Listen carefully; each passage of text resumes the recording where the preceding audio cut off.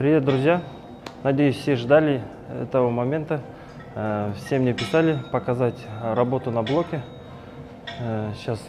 Сегодня будем показывать, как будем работать. Для начала разминка будет сейчас у нас.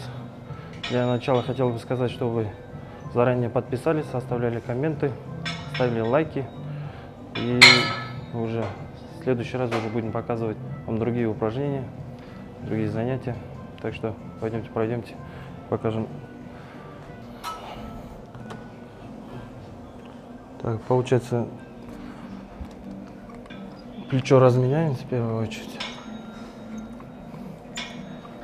Легкие веса, там килограмм 5-10 стоит. Боковую связку, плечи, все разминаем хорошенько. Так как работа на блоке — это травмоопасное упражнение, так что надо все группу мышц касательно руки, все надо разогревать. И хотелось бы сказать, подушки я особенно убираю, чтобы они не мешали, чтобы работать полную амплитуду.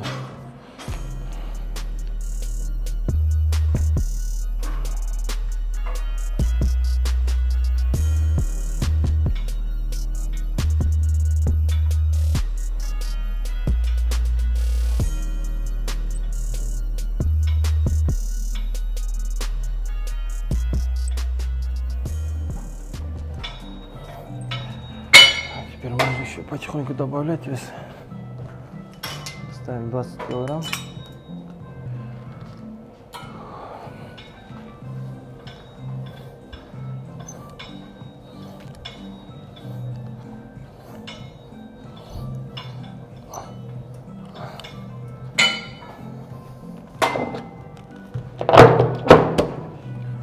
Сегодняшняя тренировка будет проходить в паре с Ереке. Сегодня мы покажем, как мы вместе в паре занимаемся.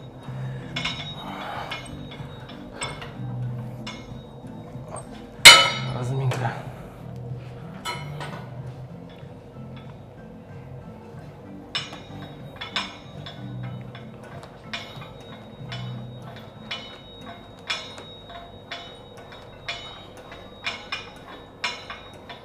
Сейчас мы вот эту вот область разогреваем, боковую связку.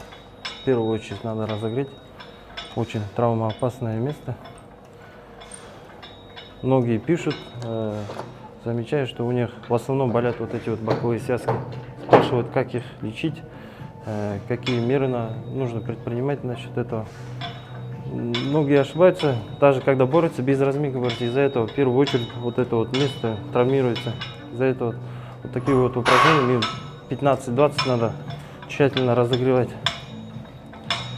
И тогда вы можете избежать таких больших травм. Я по себе знаю, потому что я правую руку свою травмировал, вот это вот место. Из-за этого я уже без разминки никогда не начинаю тренировку. Так, да.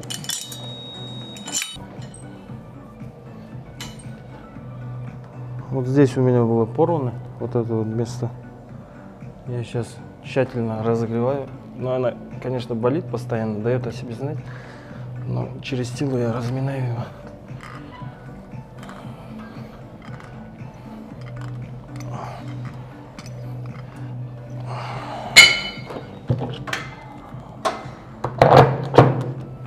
Да, и плюс здесь пронаторы плеча заодно разогревается. Плечи ровно держать и чисто рукой крутить.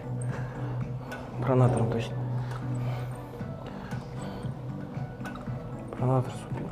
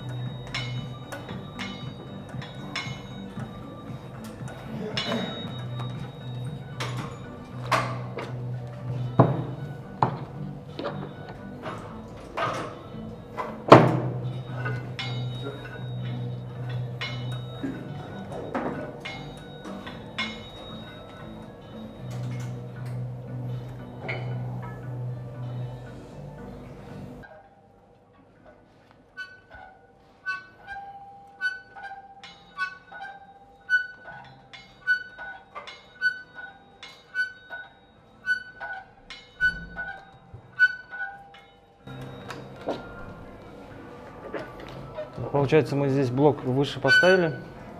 Сейчас на средний стояла, сейчас выше поставили. Крутящаяся ручка. И это уже как борьба. Уже борьбу отрабатываем. Движение борьбы. Так, стартовое положение начинаем и до подушки додавливаем.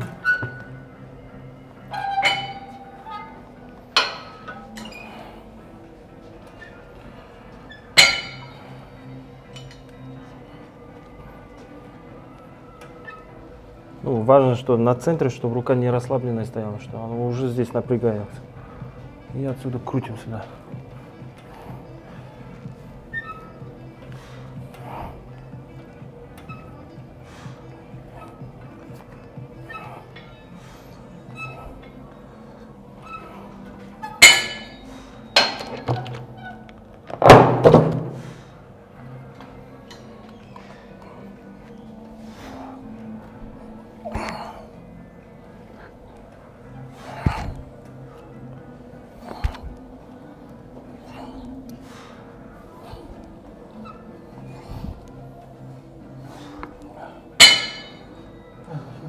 Также размик и до рабочего веса доходим.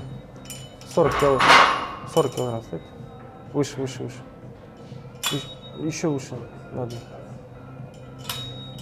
Да. Вот, еще на одну выше, 40. Сейчас 30 килограмм.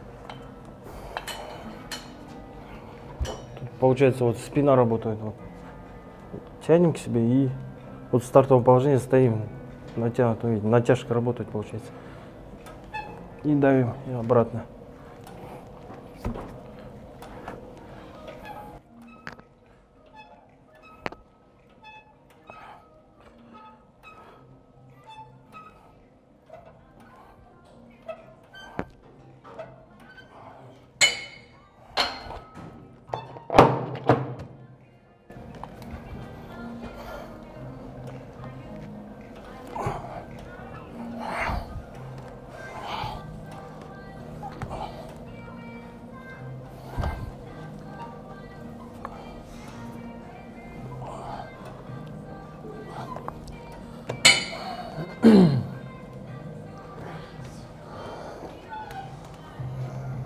Многие говорят, что почему у армрестлера маленькие, тонкие ноги, почему не качаете?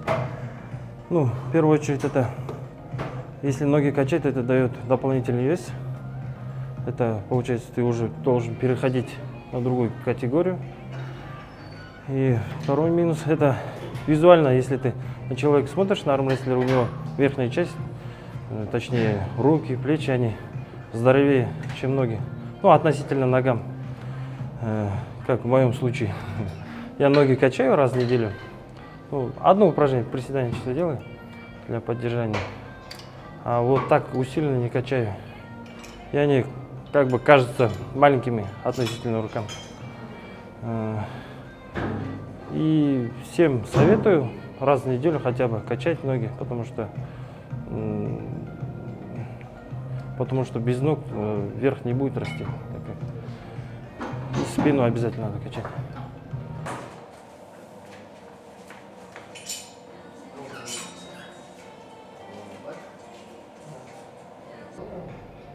До этого мы делали передний блок. Тут нагрузка идет вперед, получается, это больше на пальцы и вперед раскрывает. Теперь на боковое движение. Здесь больше нагрузка сюда идет, потому что это как соперник давит же. И контратака сюда.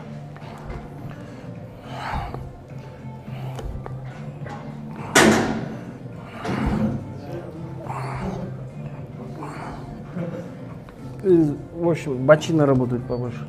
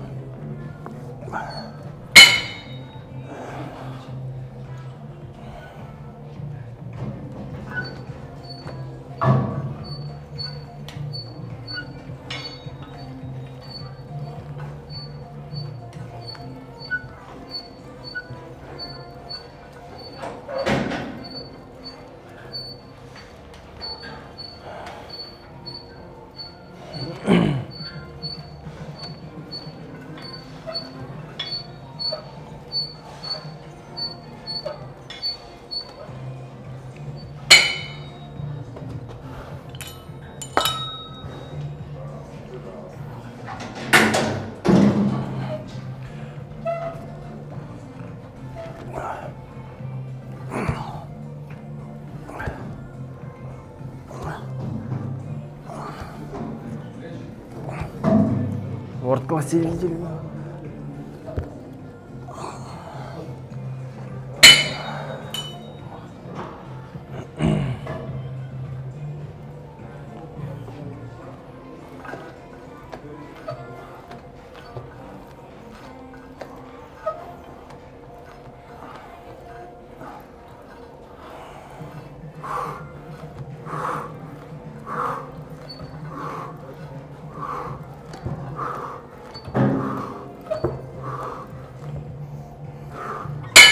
Что хорошо, что работать на блоке, плюсы, это если нету соперника, получается, ты уже можешь как отрабатывать это уже приближенная к борьбе техника.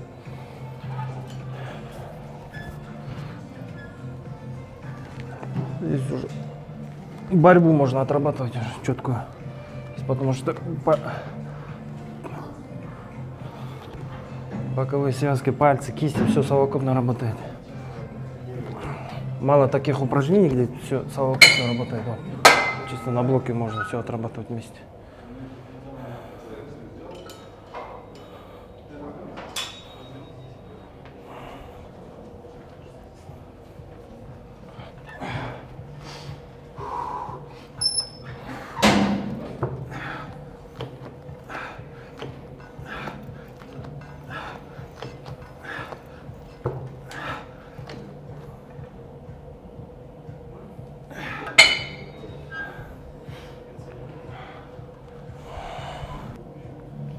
Мы все еще добавляем вес, пока разминочные веса идут. Сейчас сколько? 55. Ну, 55 это половина. Сколько? 27 килограмм, да?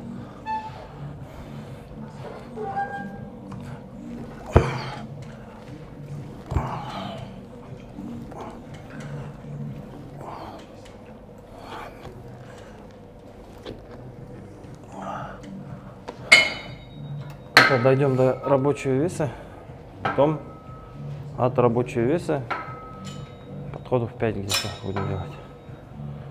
Тоже количество от тренировки зависит. В зависимости от тренировки. Сегодня у нас легкая тренировка, так что мы будем делать легкими весами. Рабочими легкими весами. На количество. Ну, максимум на 10 раз где-то вот так будем делать.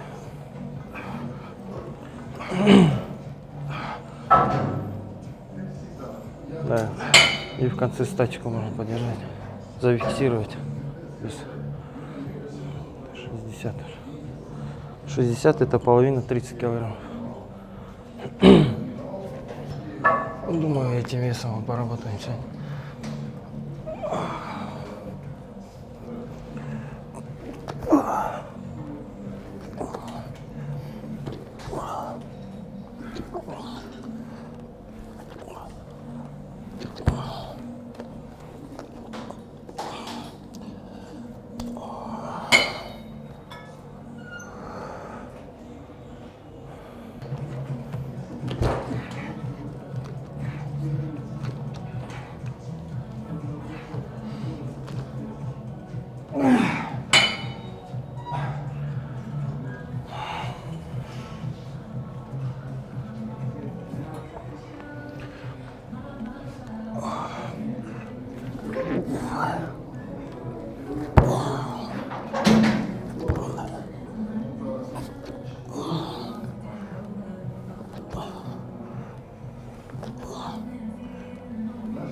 Я замечаю, у многих проблема, ну, в плане додавить до подушки. Я им посоветовал бы убрать подушки и давить до стола вот так вот.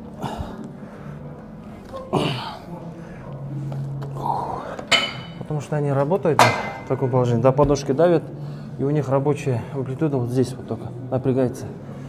И в конце чуть-чуть останется, они вот здесь вот не могут додавить, потому что они научились до подушки только давить и все. Я считаю, что подушку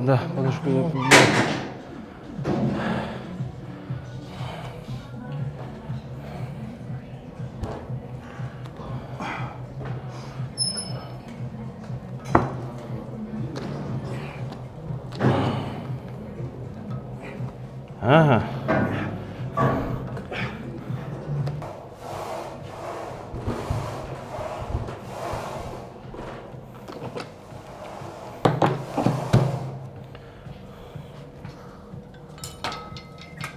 Сквозит. Ну да, наверное. Так, получается, сейчас будем делать самое главное боковое движение. С разминки начинаем. Ереке.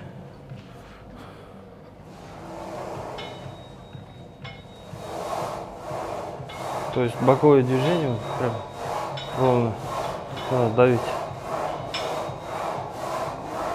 Здесь в основном работает вот эта вот боковая связка.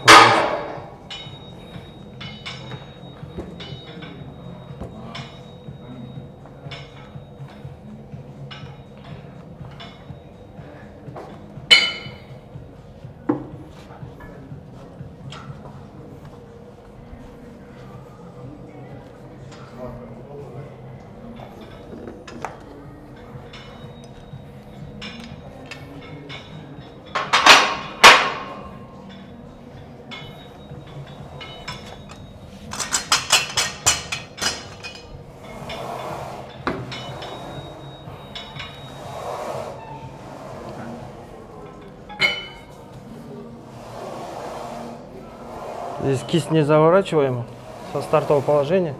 Прямо вот сюда вот падаем вот так вот. И обратно.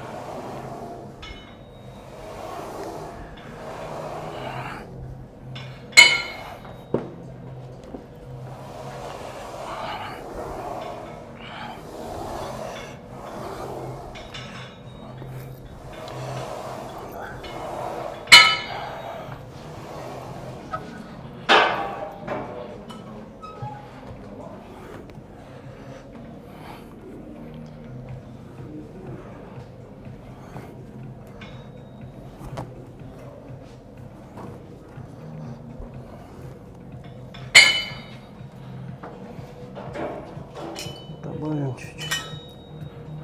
Пожалуйста.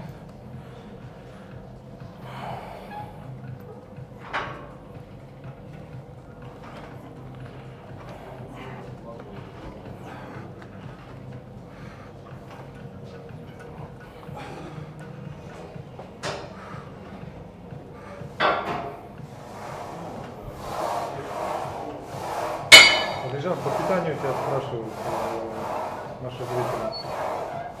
По питанию, получается,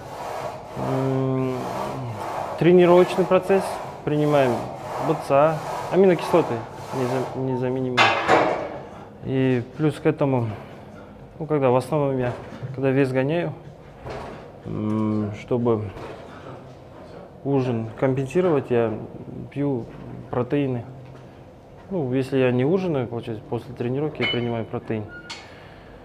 И также у нас входит в рацион кумыс, мясо конины, ну, это белки, ну, для большего восстановления идет. И витамины, оптимен. А почему именно конина? Так, конине меньше холестерина, чем в говядине, она более, ну, легкая получается, чем говядина. Говядина сама по себе тяжеловатое мясо.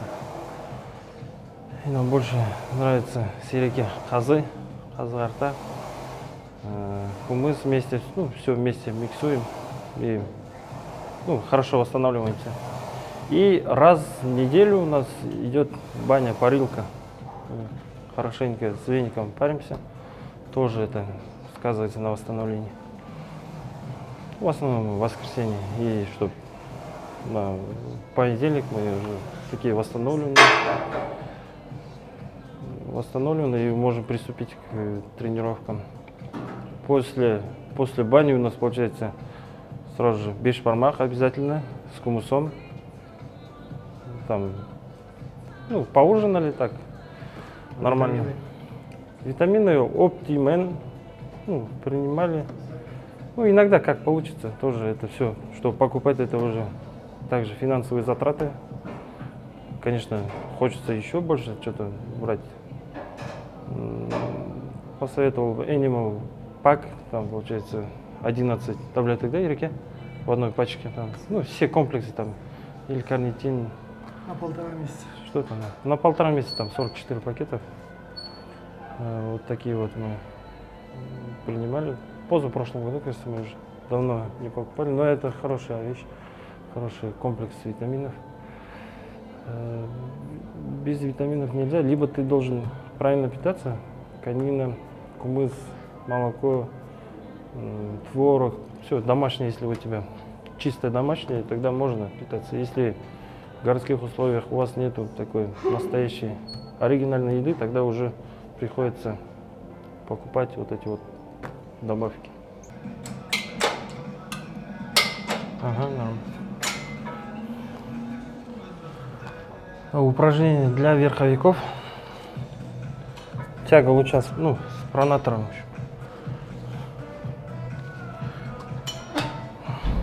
Никуда не цепляем, чисто пальцами вот так вот, хват пальцами. И к себе тянем вот так.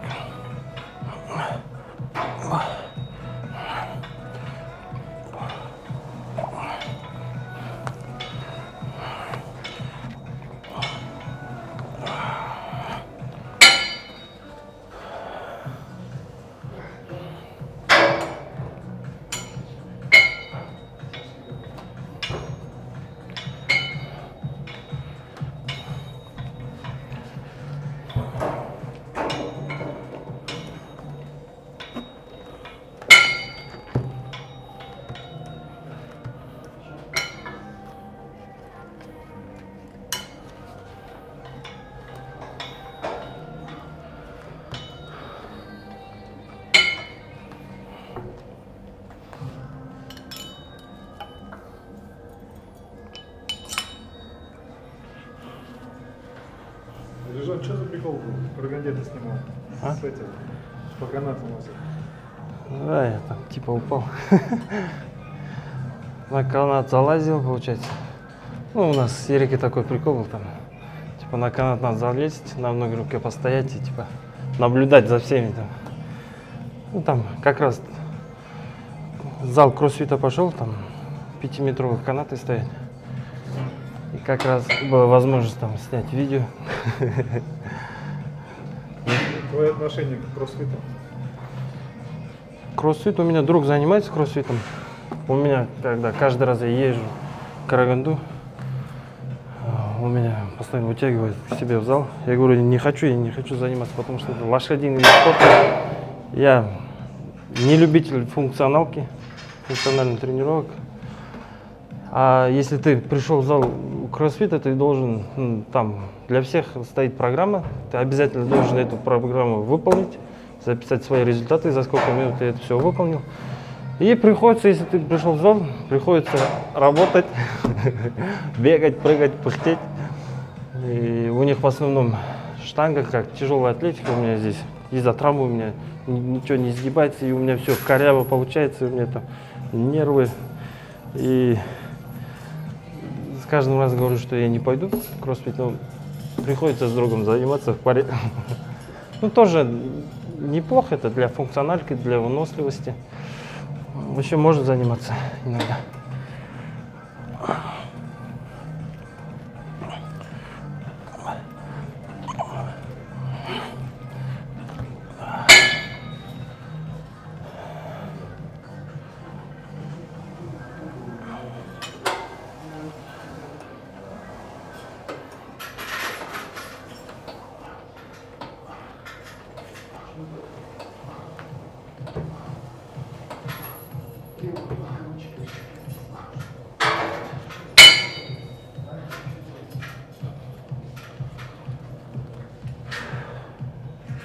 Ерик, у вас тоже, да, правая верхом, да? У нас, в общем, правая вверх идет, ну, наверх тренировки делаем. На левую руку боковые, в общем, акцент держим на бок. Уже вес добавили.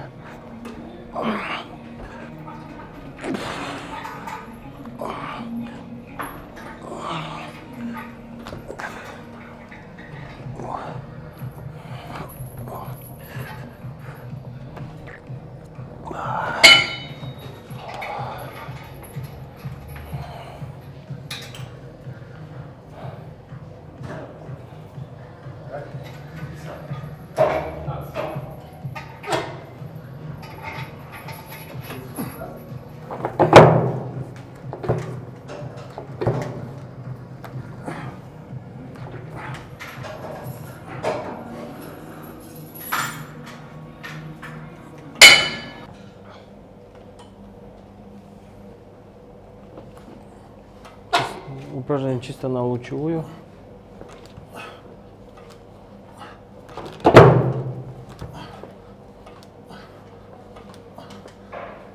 Я таким захватом не делаю. Ирике нравится этот захват. Ага. Давайте я тоже попробую тогда. Я давно не делал.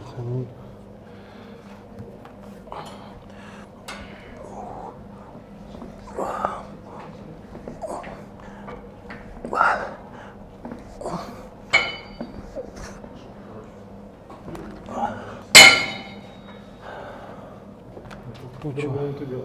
А? Как-то по-другому делал. Да, у меня больше не идет, потому что у меня не сокращается угол. У меня угол больше открытый здесь, направо. Из-за этого мне не нравится это упражнение. Из-за этого не подхожу. Ирике нравится, тащится от этого упражнения. Тебе, раз там открытый угол, тебе в открытом углу легче бороться, да, получается? Да, у меня как бы со стороны, когда смотрят, у меня вот такой вот открытый угол. Ну, все говорят, ну почему ближе не стоишь? Ближе не могу, потому что не закрывается.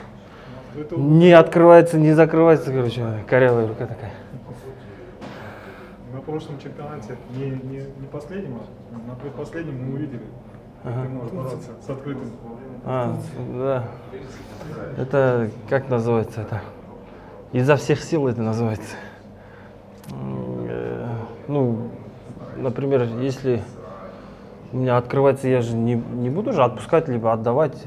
Там судьи стоят, например, все следят за этим. Если там было бы какое-то нарушение, 2 судьи стоят, они бы остановили. Но я там чисто за счет фолов. Я не говорю, что я мог бы выиграть. Я проиграл на правой руке. Это в финале же, да? Или в полуфинале, уже не помню. Я, получается, проиграл, но за счет корявой руки, потому что я уже не мог контролировать эту руку, она уже забилась, и за счет этого я проиграл. А так в целом сейчас будем через силу готовить. Ну, не обещаю, но для себя я хочу выступать. Я не отказываюсь на правой руке выступать, это для меня испытание, это для меня цель. Я хочу хоть какие-то хорошие результаты показать на правой руке, не только на левой. Например, есть соревнования, где есть двоеборье. Это золотой медведь, сибирский медведь в Омске проходит. Там в сумме двоеборье зачитывает место. Например, ты если левый выиграл, правый, если ты пролетел, тогда ты примерно в тройке. Либо ты должен хотя бы в двойку или тройку зайти на правой руке, чтобы у тебя в сумме вышло первое место. Из-за этого по-любому о правой руке нельзя забывать, надо работать. Ну, есть мотивация, чтобы больших результатов достигать на правой руке. Так, наше финальное упражнение с Ирике. Это на кисть загруживаем. Сегодня на блоке мы, в принципе, поработали. Супинатор, пронатор мы загрузили. Теперь пальцы и кисти загрузим. Это последнее упражнение. Бок поставил, чтобы она мне больше наверх грузила.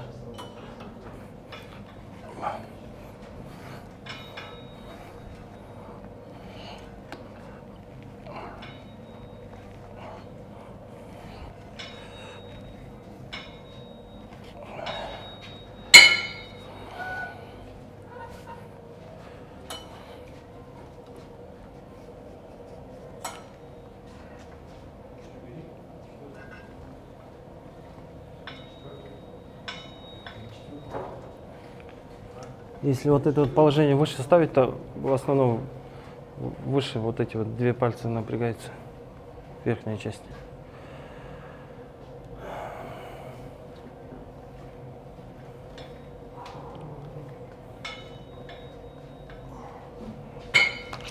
Так, на левой руке теперь вот это вот у меня крюк идет, и я это положение вниз ставлю. Теперь здесь нижняя часть работает в основном, нижние пальцы. Нижние 2 пальца. Вот эта вот ручка прям выворачивается, да, в пальцы.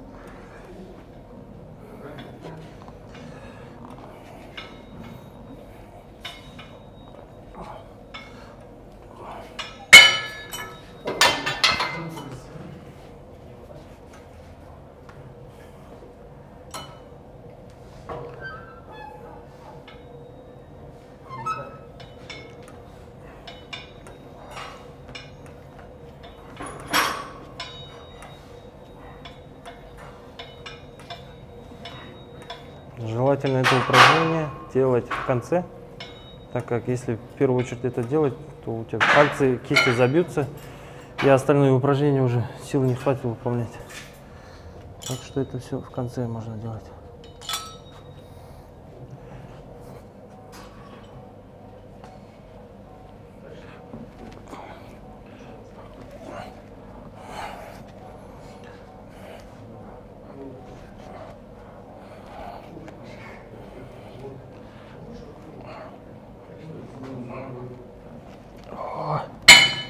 Классно поработали.